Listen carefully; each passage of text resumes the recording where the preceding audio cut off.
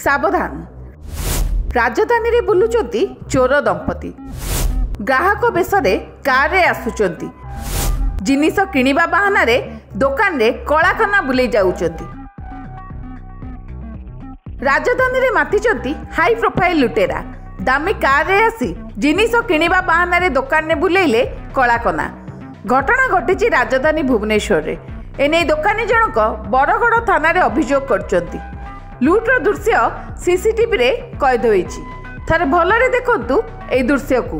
भुवनेश्वर बरगड़ थाना Louis road रे थिबा रेबा गार्मेंट नामक दुकान आगे एक धला रंगर कार रही।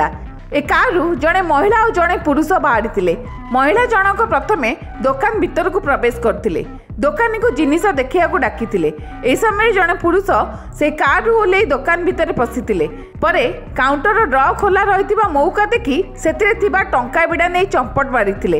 ए लुट दृश्य दुकान में लगी सीसीटीवी रे कैद होईची। एने दुकानी जनक बरगड़ थाना रे अभियोग करचंती। सीसीटीवी रु बर्तिबा पई लुटेरा जनक मुहरे मास्क मध्य पिंधिथिबा देखियाकु मिलिछि। पुलिस सीसीटीवी को आधार करी घटनार तदंत करुछि। ब्यूरो रिपोर्ट सर्वसाधारण न्यूज।